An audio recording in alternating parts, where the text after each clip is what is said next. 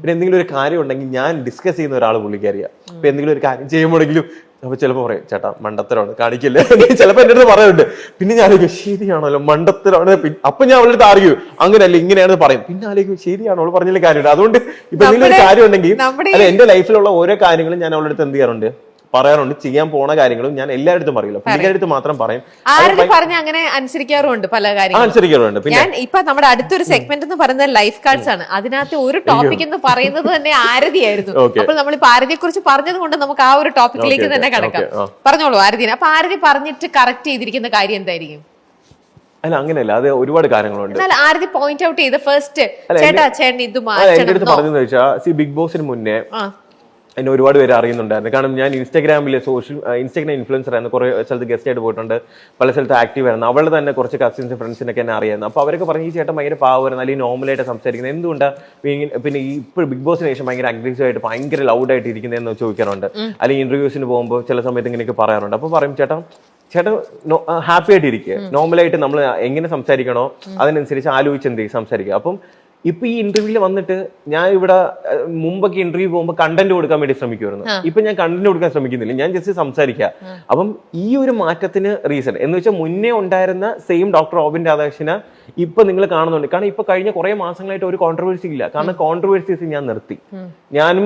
ഞാൻ തീരുമാനിച്ച ഒരു കാര്യം, ഞാൻ അവളടുത്ത് പറഞ്ഞു ഞാൻ ഇനി കോൺട്രവേഴ്സീസ് ഒന്നും എന്ത് ചെയ്യത്തില്ല, ഇനി ഇത് ചെയ്യത്തില്ല. ഒരു പബ്ലിക് സ്ഥലത്ത് പോയാലും ഞാൻ ഈ അലറി വിളിക്കത്തില്ല, ഒന്നും ചെയ്യത്തില്ല. കാരണം എന്റെ ലൈഫിൽ ഉണ്ടായിരുന്ന എന്തൊക്കെ നെഗറ്റീവ് കാര്യങ്ങളുണ്ടോ, അല്ലെങ്കിൽ എനിക്ക് ഇപ്പോൾ ഞാൻ ഒരു ബെറ്റർ പേഴ്സൺ ആയിട്ട് നിൽക്കുന്നുണ്ടോ, അതിന്റെയൊക്കെ റീസൺ പൊടി തന്നെയാണ്. കാരണം ഞാനത് റിയലൈസ് ചെയ്യിപ്പിച്ചിരുന്നു. ഞാൻ പറഞ്ഞത് അല്ല, അത് കാരണം അത് റിയലൈസ് ചെയ്യിപ്പിച്ചിരുന്നുണ്ട്. നമുക്ക് പൊടിയുടെ മുഖം കൂടെ ഒന്ന് കാണട്ടെ, കാണട്ടെ.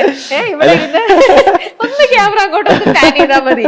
ഇത്രയധികം എന്താ പറയാ, കല്യാണത്തിന് മുമ്പേ തന്നെ എന്നെ ഇത്രയും ഇത് ചെയ്യുന്ന ഒരാളുടെ കൂടെ ഒരു കാര്യം മനസ്സിലാക്കണം. എന്ന് വെച്ചാൽ നിങ്ങളുടെ ഇന്റർവ്യൂ 9:00 പറഞ്ഞിട്ട് രാവിലെ 6 മണിക്ക് എണീറ്റ് പാവം 6:30 റെഡി ആയിട്ട് 8 മണിക്ക് കറക്റ്റ് എന്ത് ചെയ്ത് എന്റെ ഫ്ലാറ്റിൽ വന്ന് എന്റെ കൂടെ വന്ന് ഇവിടെ വന്നിരിക്കുന്നു, എന്റെ ഇന്റർവ്യൂവിന് വന്നിരിക്കുന്നു. അപ്പൊ അത് തന്നെ അതിൽ കൂടുതൽ എന്താ വേണമെന്നത്, അത് തന്നെ വലിയ കാര്യമല്ലേ. അപ്പൊ ഇത്രയും നല്ലൊരു സപ്പോർട്ടിംഗ് സിസ്റ്റം ആയിട്ട് ആരുടെ കൂടെ ഉണ്ട് എപ്പോഴും അല്ലേ? നല്ല ബ്ലഷ് ചെയ്തിരിക്കണം. ഓക്കെ, ഇതെന്താണ് മിസ്സിസ് ഡോക്ടർ റോബിൻ. ആ ഒരു സ്റ്റേറ്റ്മെന്റ് തന്നെ തെറ്റാണ്. മിസ്സിസ് ഡോക്ടർ റോബിൻ അല്ല, ആരതി പൊടി. അല്ല, മിസ്സിസ് ഡോക്ടർ റോബിൻ അല്ല, ആരതി പൊടി. കാരണം ഞാൻ വരുന്നതിന് മുന്നേ പുള്ളിക്കാരി ഒരു ഓൺടർപ്രണർ ആണ്, 2-3 സിനിമകൾ അഭിനയിച്ചിട്ടുണ്ട്. ഓൾറെഡി പുള്ളിക്കാരി എക്സിസ്റ്റിംഗ് ആയിട്ടുള്ള എന്ത് ഫാക്ടർ ആയിരിക്കും റോബിൻ ഏറ്റവും കൂടുതൽ ഫസ്റ്റ് തന്നെ അട്രാക്ട് ചെയ്തിട്ടുണ്ടാവുക? എനിക്ക് ഒരുപാട് എനിക്ക് എല്ലാ ഫാക്ടേഴ്സും ഇഷ്ടപ്പെട്ടു.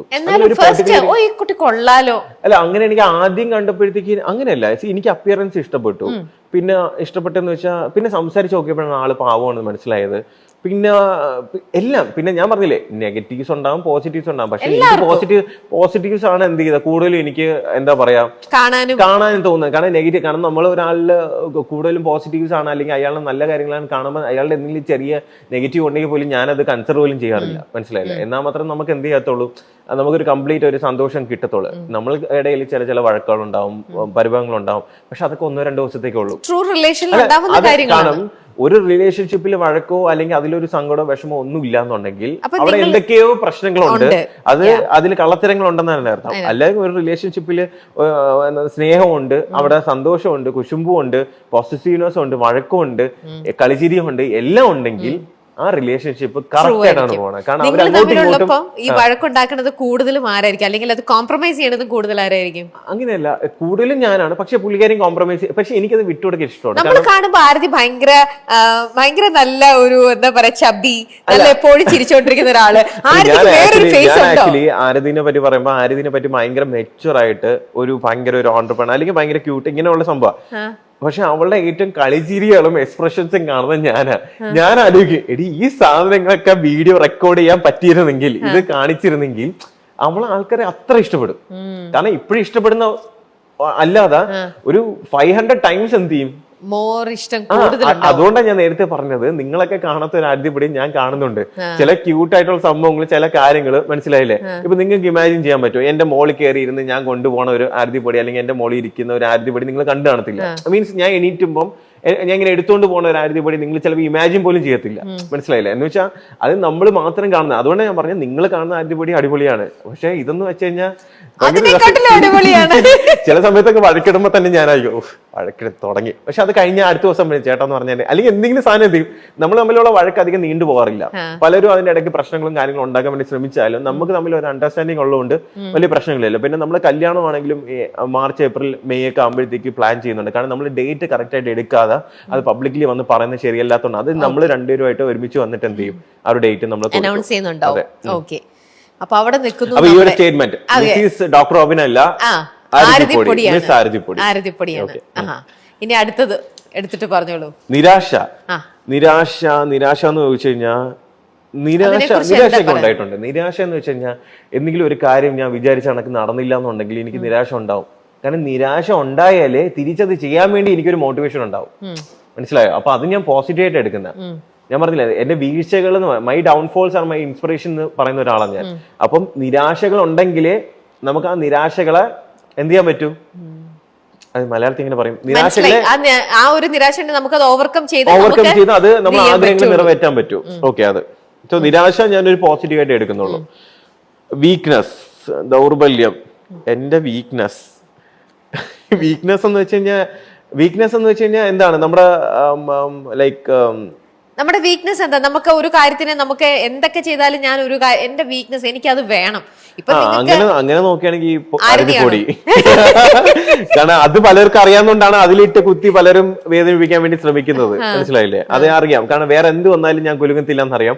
അതുകൊണ്ടാണ് അവളെ ഇട്ടിട്ട് എന്ത് ചെയ്യുന്നത്, അത് ചെയ്യുന്നത്. ഓക്കെ, ലവ് എന്ന് പറഞ്ഞ ഒറ്റ വേർഡേ എനിക്കുള്ളൂ,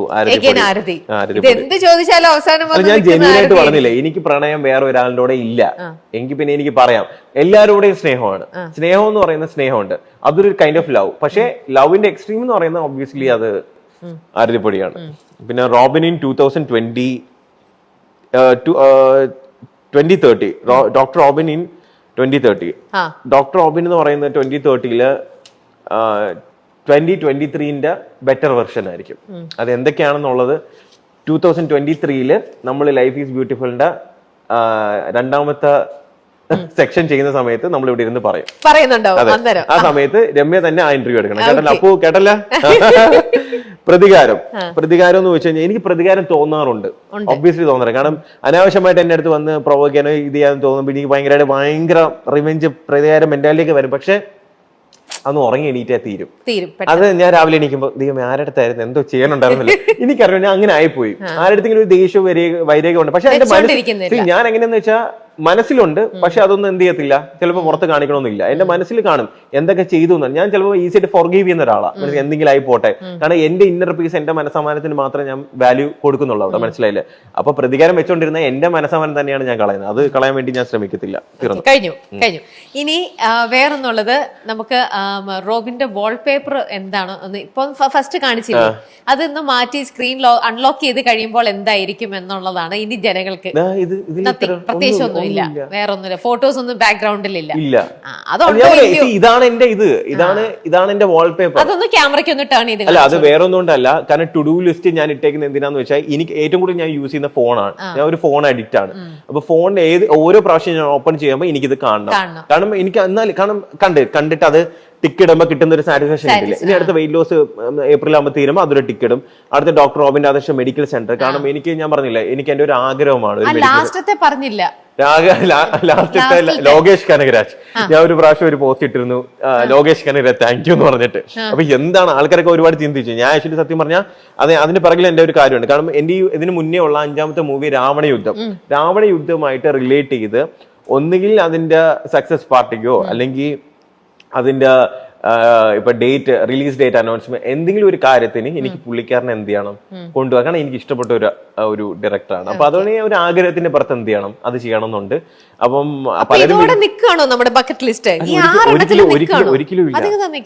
ഒരിക്കലും ഇല്ല. കാരണം എന്ന് വെച്ചാൽ ഇതിപ്പോ തൽക്കാലം ഇതിപ്പോ ബേസിക് ആണ് ഇതിന്റെ ചെയ്യേണ്ട കാര്യങ്ങൾ. അല്ല, ഞാൻ പറഞ്ഞത് ഇത് ജസ്റ്റ് ഇമ്മീഡിയറ്റ് ആയിട്ട് എന്റെ മനസ്സിൽ കിടത്തിയിരിക്കുന്ന കുറച്ച് കാരണം. ഇതല്ലാതെ കുറച്ച് കാര്യങ്ങൾ ഞാൻ പ്ലാൻ ചെയ്യുന്നത്. അത് കാരണം മുന്നേ പറഞ്ഞു ചെയ്യുന്ന ഒരു കാര്യമുണ്ട്. ചില കാര്യങ്ങൾ പറയാതെ എന്ത് ചെയ്യും പെട്ടെന്ന് കൊണ്ടുവരും. ഇപ്പൊ ഈ പോർഷ മനോരമയുടെ കാര്യം വന്നിട്ട് ഞാൻ പറയാതെ തന്നെ കൊണ്ടുവന്നിട്ടാ. ഇപ്പൊ പലരും പറയുന്നുണ്ടായിരിക്കും ഇപ്പം ദുബൈയിൽ ചീപ്പായിട്ട് കാർ കിട്ടും. ചീപ്പായിട്ടാണെങ്കിലും അത് ഞാൻ മേടിച്ചു.